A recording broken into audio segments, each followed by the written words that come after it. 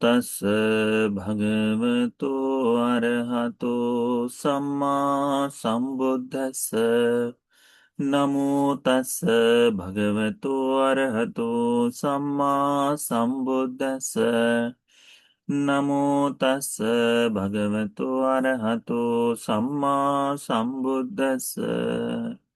साधु साधु साधु। पूजनीय कल्याण मित्र हमारे गुरु बंदी जी के चरणों में हमारा प्रणाम है। साधु साधु साधु।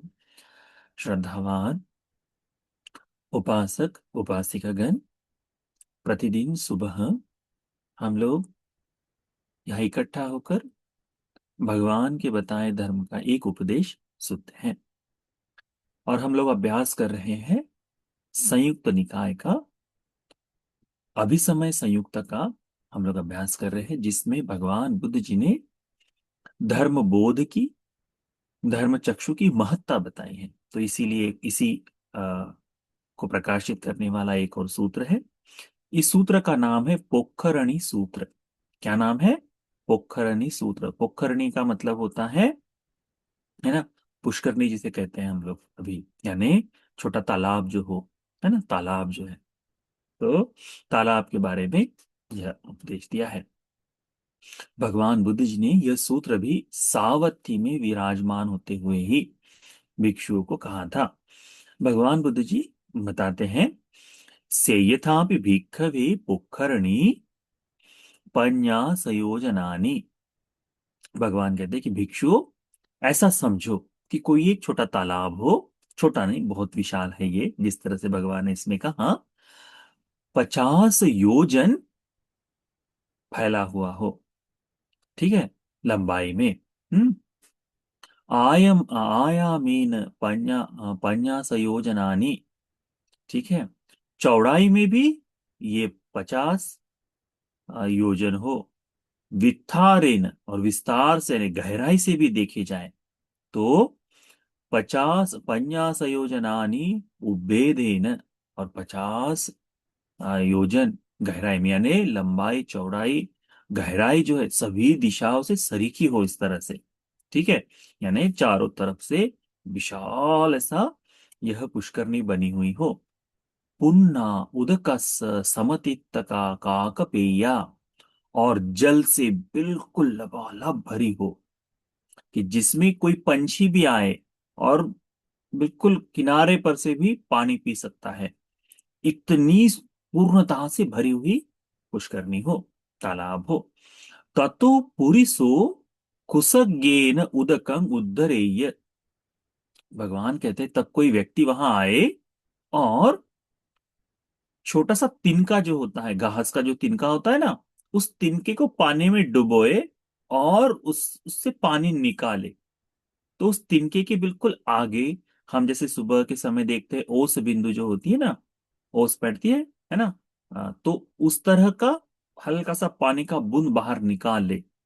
तो कुसज्ञेन उदकं उद्धरेय तंकिंग मन्यत भिक्खवे। तो भिक्षु, तुम्हें क्या लगता है, कतमंग बहुतरं, दोनों में से अधिक कौन सा है? यंग वा कुसज्ञेन उदकं उद्धतं, जो घास के तिनके के बराबर बाहर निकाला हुआ जल, व पोखरनिया उदकंती, या पूरे पुष्करणी में, इस पुष्करणी में जितना जल है वह विशाल है करके। भिक्षु तुम्हें क्या लगता है कितनी यानी ये बड़ी गंभीर बात है। धर्म को समझाने का एक विशेष तरीका है कि धर्म बोध इस सबसे श्रेष्ठ है करके भगवान का जो बताना है वह।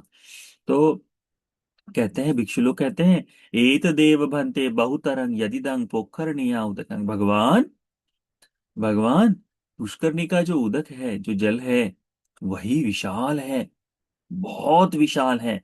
अपमत्तकं कुसज्ञेन उदकं उद्धतं, परंतु जो घास के तिनके के साथ में निकाला हुआ जल अल्प मात्र है करके कहते हैं। नेव सतिमं कलं उपेति न न सहस्सिमं कलं उपेति न शतसहस्सिमं कलं उपेति पोखर्णिया उदकं उपनिधाय कुसज्ञेन उदकं अभ्यंति उभ्यंति। भगवान को कहते हैं भिक्षुगण, भगवान यदि इसकी तुलना की जाए कि ये जो जो जल निकाला गया है, ये एक जो एक छोटा सा ड्रॉप, एक छोटी सी बूंद से भी छोटा ही हो जाता है वह, है ना, एक दवबंदी को समान हो जाता है। तो उतना मात्र यदि जल का परिणाम ये निकालना, प्रमाण निकालना शुरू करे, तो 100 नहीं, 1000 नहीं, लाखों गुना अधिक पुष्करणी का जल होगा करके भिक्षु लोग कहते हैं। भगवान कहते हैं भिक्षुओं को, एवं एतंको भिक्खवे, भिक्षु इसी प्रकार से आर्य श्रावकस, ये जो आर्य श्रावक है, कौन सा, दिट्ठी संपन्नस, जिसे धर्म का चक्षु प्राप्त हो गया है, जिसे धर्म चक्षु प्रकट हो गया है, ऐसा श्रावक, अभिसममेताविनो एतदेव बहुतरं, उस व्यक्ति ने, आर्य श्रावक जो दृष्टि संपन्न है, जो श्रोतापन्न हो चुका है, जो श्रोतापन्न हो गया है, उस श्रोतापन्न श्रावक का, बहुतरंग दुखं यदिदं पोखरण्या परयादिन्नं, इस पुष्करणी के जल की तरह, इस तालाब के जल की तरह समाप्त किया दुख, इस प्रमाण का है, कहते हैं कितना, पुष्करणी के समान, जो लाखों की संख्या में भी, गुना भी गिना नहीं जा सकता, इतना विशाल दुख समाप्त हो गया है। अपमत्तकं अवसिद्धं, अल्प मात्र है जो बचा हुआ है, कितना है, अल्प मात्र है। नेव सतिमं कलंग उपेति न सहसंपि कलंग उपेति न सत सहसंपि कलंग उपेति, पुरीमं दुःख खंदं परिखिनं परियादिन्नं उपनिधाय यदिदं सत्तखत्तु परमा, परमता। भगवान कहते हैं कि ये जो दुख समाप्त किया हुआ है, और जो अवशिष्ट है, ये अवशिष्ट दुख का तुलनात्मक रीति से देखा जाए तो 100 गुना, 1000 गुना, लाख गुना, इतना भी करे तब भी उसका प्रमाण नहीं लिया जा सकता, इससे भी अधिक है करके भगवान कहते हैं, जो दुख आर्य श्रावक ने समाप्त कर दिया। और जो बचा हुआ दुख है, केवल और केवल 7 जन्म मात्र का है, केवल 7 जन्म मात्र का है, और वो भी 7 से अधिक नहीं, वहीं पे भी खत्म हो जाएगा, वो खत्म वहां हो जाएगा। अब सोच कर देखिए कि श्रोतापन्न श्रावक का दुख उस तिनके के ऊपर आने वाले जल की तरह है। तो आज आप और मैं जो दुख भोग रहे हैं, इस दुख के प्रमाण की विशालता देखिए। हम्म। भगवान ने तो एक बार वही देखा था, जितनी चींटियां थी, है ना, उस चींटियों को देखकर भगवान मुस्कुराए थे। मुस्कुराकर भगवान ने क्या कहा था, ये सभी की सभी चींटियां एक समय में चक्रवर्ती राजा रह चुकी है। चक्रवर्ती राजा वह, जिसे भगवान बुद्ध जी की तरह 32 लक्षण होते हैं। बिल्कुल, भगवान बुद्ध जी को रखो और चक्रवर्ती राजा को रखो, देखने में दोनों समान हैं, दिखने में समान है। एक अंतर आता है उन दोनों में, एक अंतर, वह धर्म से राज्य करता है।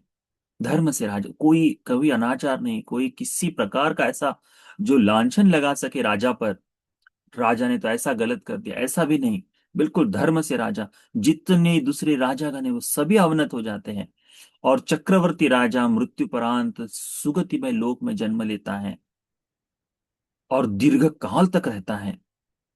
इतना दीर्घ काल ये सुख, यहाँ का सुख भोग कर वहां जाकर चक्रवर्ती राजा बनने के लिए भी कितना पुण्य का संचय होता है। इतना पुण्य का संचय होने के पश्चात भी वहां चक्रवर्ती राजा का युग समाप्त होकर पुण्य का विपाक भोग कर आज ये लोग चींटी के जन्म में आ गए हैं। इसका मतलब दुख कितना विशाल है ना। और श्रोतापन्न, श्रोतापन्न श्रावक का ऐसा नहीं। श्रोतापन्न श्रावक का ऐसा है कि धर्म प्राप्त हुआ, अधिक से अधिक 7 जन्म, अधिक से अधिक, और 4 अपाय तो बिल्कुल भी नहीं, 4 अपाय बिल्कुल नहीं जाएगा, केवल और केवल ऊपर।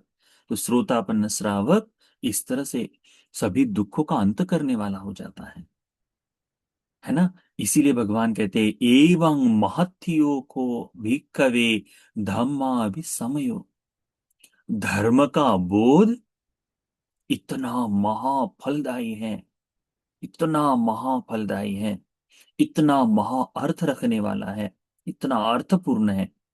एवं महत्यो धम्म चक्षु पटिलाभो, सम्यक दृष्टि को प्राप्त करना इतना श्रेष्ठ है करके भगवान हमें बताते हैं, इतना श्रेष्ठ है। इसीलिए उपासक उपास्यगण, इस लोक में आपको किसी चीज की इच्छा करनी हो, किसी की प्राप्ति की इच्छा करनी हो, तो धम्मा विसमय की इच्छा करो, तो धम्म चक्षु के प्रतिलाभ की इच्छा करो। यदि कुछ करना ही है, ये प्राप्त हो जाए उतने से पर्याप्त है। अब सोच कर देखिए कि श्रोतापन्न बनना यानी इतनी दुखों का समाप्त करना है, तो आज वर्तमान में इन दुखों को समाप्त किए हुए कितने लोग दिखाई देते हैं हमको। जिसका इतना दुख तो समाप्त हो जाए, उसका आनंद तो एक अलग ही होगा कि नहीं। क्योंकि श्रोतापन्न को पता होता है मैं श्रोतापन्न हो गया हूं, उसके जीवन में किसी प्रकार का कोई दुख नहीं होगा। क्यों? क्योंकि ये इतना विशाल दुख नष्ट हो गया है। बार बार जन्म का, बार बार दुख भोगने का, बार बार इस संसार में आने का दुख नाश हो गया है, ये उसे पूर्णतः पता हो जाता है। तो उसे ये छोटी छोटी चीजों का, इस संसार में आने वाली जितनी आप्त की चीजों का है, किसी का कोई परिणाम नहीं होता, कोई परिणाम नहीं होता। क्यों? क्योंकि धम्मचक्षु उत्पन्न हो गया। इसीलिए उपासक उपास्यगण, इस धम्मचक्षु को धारण करने के लिए हमें प्रयास करना चाहिए। इस धर्म को बोध करने के लिए हमें प्रयास करना चाहिए। हमारा जितना जीवन है, वो संपूर्ण जीवन ये धर्म का उपदेश, ये धर्म का मनसिका ध्यान साधना सील, ये सारा, यहाँ तक कि दान का पुण्य भी किसमें लगना चाहिए? इस धर्म चक्षु के बोध के लिए, है ना। तो इतनी इतना अधिक गंभीर, इतना सुंदर, इतना लाभदायी, इतना अर्थपूर्ण यह धर्म का समय है, धर्म के बोध का विचार है, धर्म चक्षु के लाभ का विचार है। तो इसीलिए उपासक उपासिकागण धम्म चक्षु को पाने के लिए, श्रोतापन्न आदि फल को बोध करने के लिए यह सूत्र का उपदेश उपकारी हो जाए।